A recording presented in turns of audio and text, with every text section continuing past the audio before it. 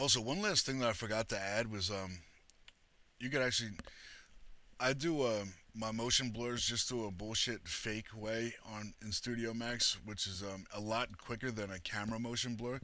Like you can do a real motion blur through the camera, which I'm not gonna get into, which goes by multi-pass rendering, or you can just do it the cheap bullshit way, which is the way I do it because it's a lot quicker.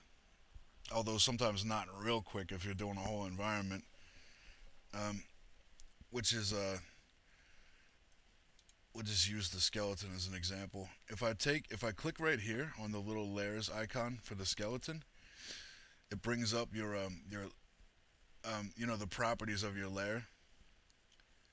And well, I didn't exactly do it this way, but what you would do is you click on image and then the motion blur here, um, one to whatever you could make it, whatever you want it to be, 100.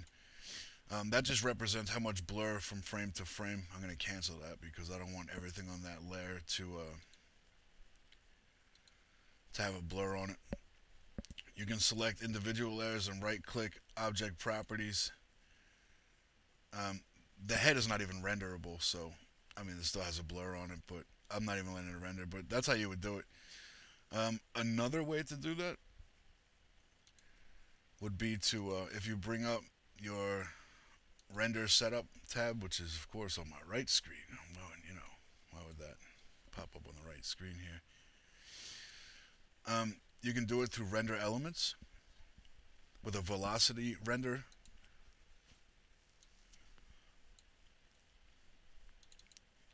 So whenever you rendered, the color coding system would be for velocity. Um, the faster it went, the I think it's the darker it becomes, or maybe vice versa, whatever. But you would do it through that. So when you were done rendering, it would also give you a video file exactly the same. Only you wouldn't get any normal texture maps, no diffuse layers or nothing like that. You would get velocity mapping. So, all right, I'll close that. And by the way, I have a really nice Logitech mouse, and it's got like a bunch of buttons on it. It's like an MX Revolution System 3 something or another, and I have all the shortcuts built into it. For example, like if I wanted to rotate the scene, normally you'd have to hit Control R to bring this up. I just take the mouse wheel and move the mouse wheel. I tilt it to the right. Do you understand what I mean? To get out of that, you just right click. But be careful with using these shortcuts using Camtasia because Camtasia F10 stops your recording, F9 pauses it, and if you're familiar with Studio Max, you know that F9 is the shortcut to a quick render, which is a single frame of animation.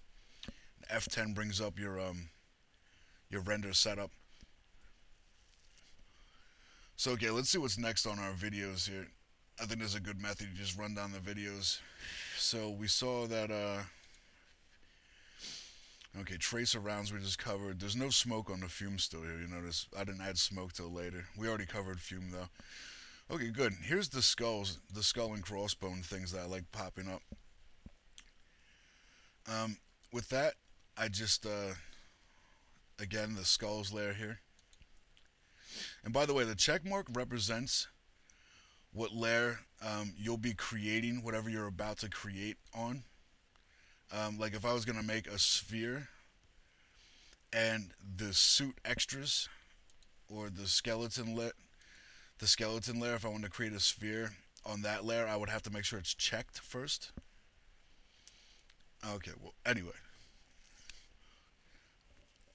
I'm telling you that because I've been caught a couple of times where I'll drop a light in and I'll forget what layer it is, and then you gotta unhide everything and check. You're looking through layers, and then you're cutting and pasting. It's just sometimes it becomes a nightmare if you have a lot of layers.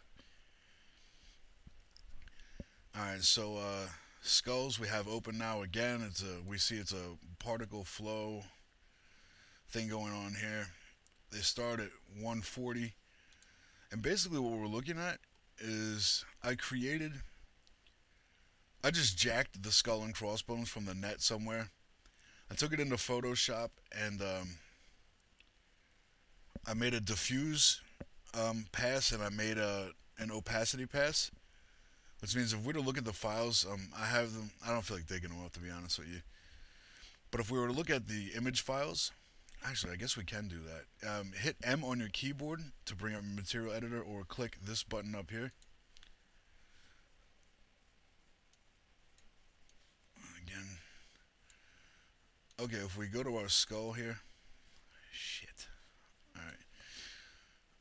We bring up the maps. Okay, and we clicked on this. View image. Okay, good. This is the diffuse layer. This is the image that you'll see. And if we go to opacity, this is what we're looking at. Okay, it's at the black means that it's completely transparent. You won't see it at all, at all. All right, and the white obviously it works on a grayscale. If it was completely white, it would be completely opaque. You couldn't see through it at all. What I did here is I set up the outside so you wouldn't see any of the borders of the skull and crossbones, and I put um, the part that you will see at about 50% gray, which means that they'll be semi-transparent, 50% opaque, and you'll be able to see behind it. And I just drop that into my particle flow. As you can see here, skulls left and skulls right, as we set it up left and right again. They just deploy and go away. Now, see these, the way it shrinks and they stretch out, and that's how they kind of evaporate or go away. I do that through a scale operator. People usually get confused about scale operators for some reason. Um, they're not very hard. What you do is you render or you animate the scale operator by itself as if it's a separate entity.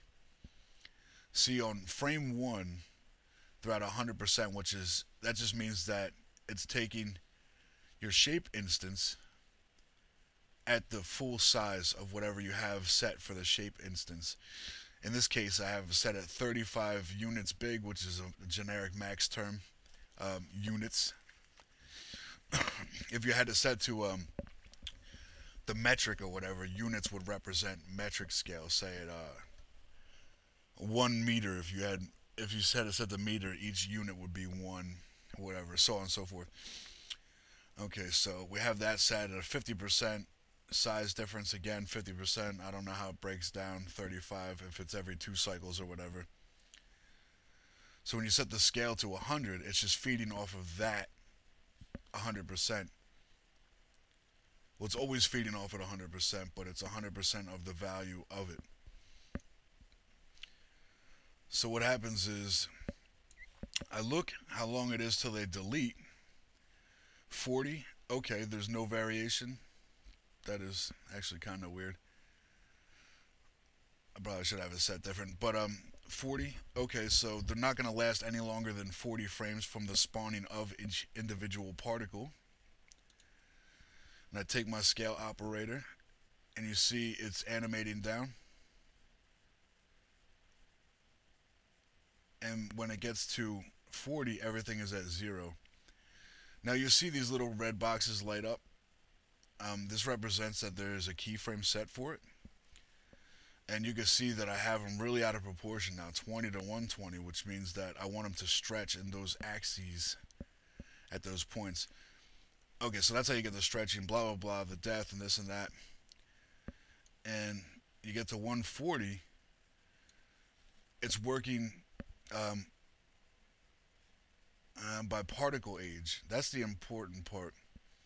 Not by absolute time. If you went by absolute time, all of the particles by frame 40 would have shrunken down and squashed and stretched and stuff, and they are no more. So if I went and put absolute time in,